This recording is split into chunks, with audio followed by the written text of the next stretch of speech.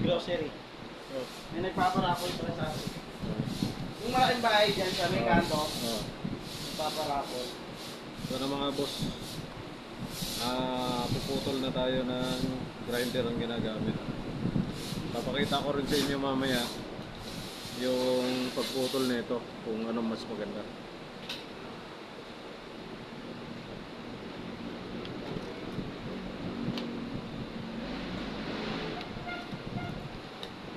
Yung eskwala ko din, wala na talaga.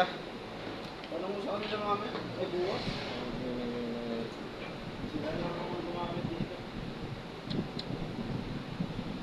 Hindi naman ako yung Yung dalawang eskwala, wala dyan. wala. Ngayon sa malaki. Oo.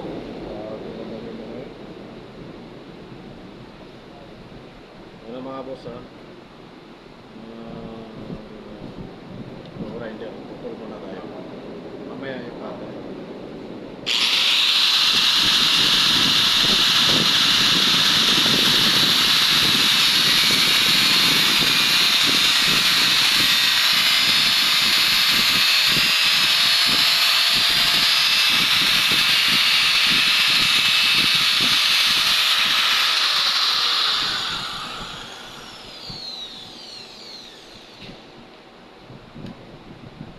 Yung putol ng cutter. Ay, cutter. Grinder.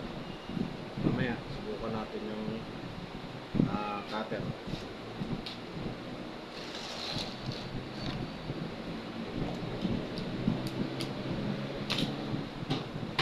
Pag cutter ang ginagamit nyo, babalik na rin natin yung formica. So, ganyan. Kasi kapag dito, hindi halos natablan ng cutter, ang hirap. Ganyan. Pwede naman. Hindi, subukan din natin. Para lang makita.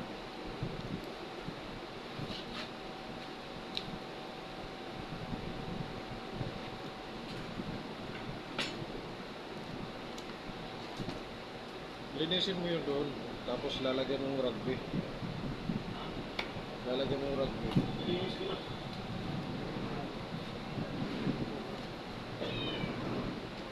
Rugbyhan mo na yan din.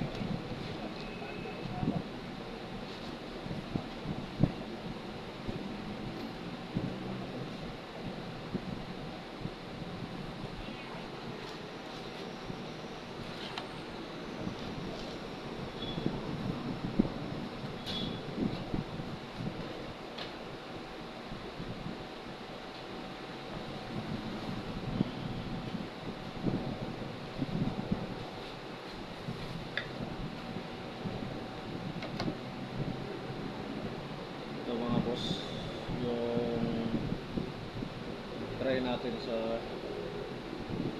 pag ganito, paharap muna sa cutter. Asahin natin para tumalit.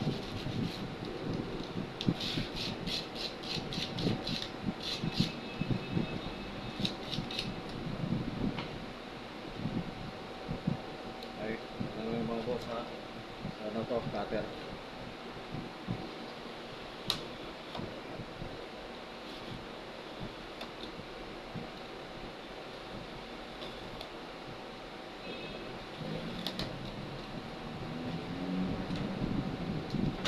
Mahirap lang sa cutter, hindi kaya ng isang paganutan. Minsan tumatalon.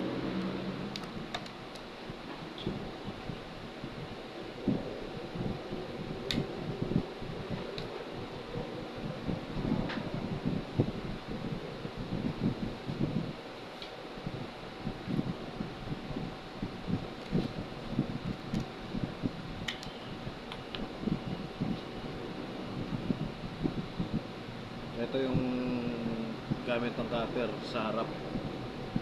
Ngayon, puputol pa tayo ng isa. Patalikod naman. Gamit ng cutter.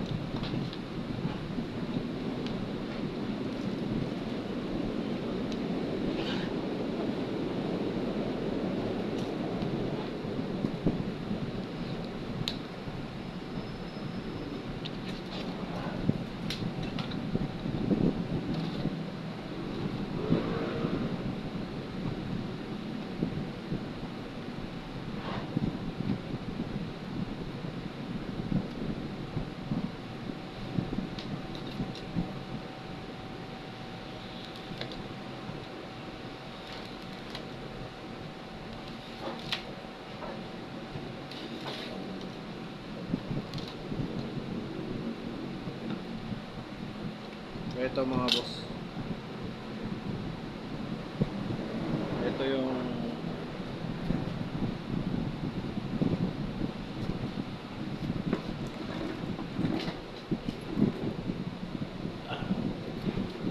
Ito yung putol ng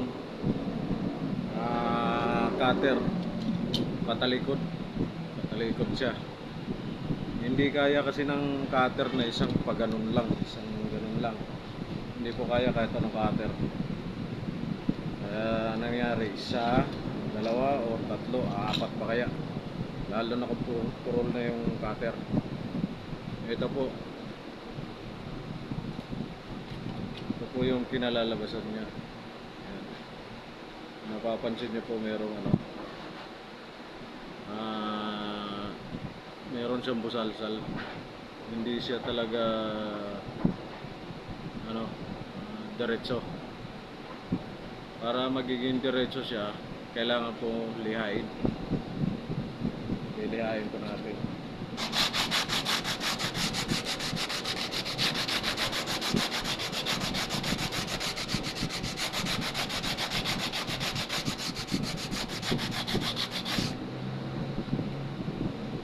Yan na po siya.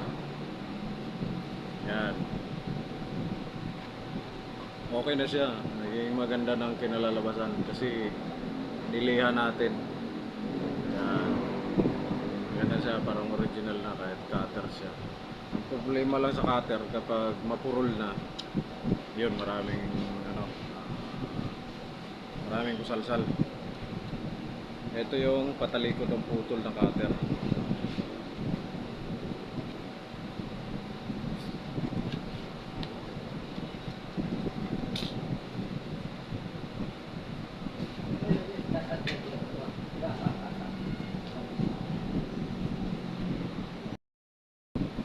Ito naman yung putol ng cutter mga boss. Paharap naman siya. Paharap. Medyo mahirap kasi madulas kasi siya. Kaya hindi siya dumidiretso. Minsan pag ano mo ng cutter, lumilihis. Eh hindi naman napuputol kahit ng isang isang hakot lang. Yan o. Dami niyang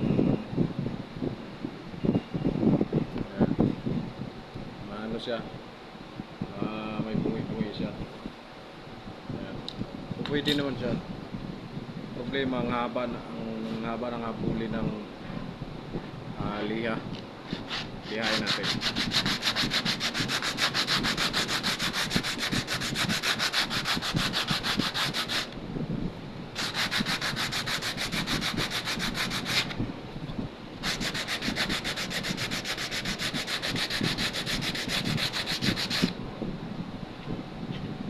Yan mga boss, nalihan na. Pero mayroon pa rin. May mga bungi-bungi pa rin gilid. Kunti na lang din naman. Kunti na lang naman siya. Yan. Kunti na lang yung mga bungi-bungi. Pero siyempre, pag lihain ng lihain, matatanggal yung mga bungi. Pero mahaba-haba rin pagliliha. Eh paano kung meron siyang mas bungi pa? Di habulin mo yan. Yan, okay na siya.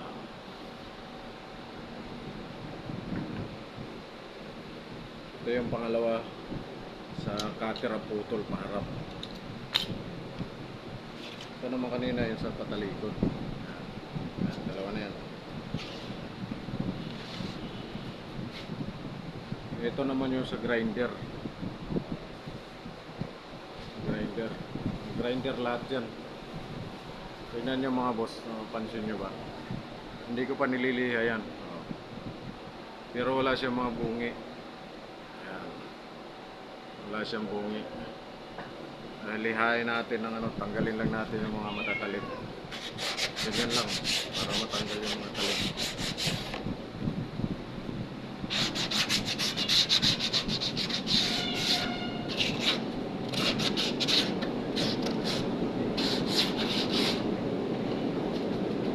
Kaya mga boss, hindi ko ko na liha yan. Inano ko lang yung gilid kasi maraming mga ano eh. Mga nagpaano yata pagtabas. Merong mga medyo matalim-talim kaya tinanggal ko lang sa gilid. Yan. Yan yung putol ng grinder.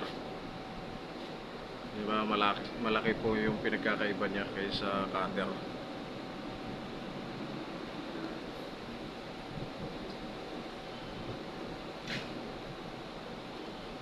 Yan siya.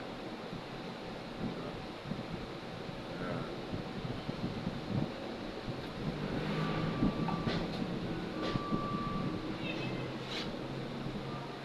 Ginagamit ko lang naman yung grinder kapag yung space saktuhan lang. Tulad nito kailangan isaktuhan to. Pinakita ko sa inyo kanina na malalim kasi hindi na natin ma-trim yung gilid eh.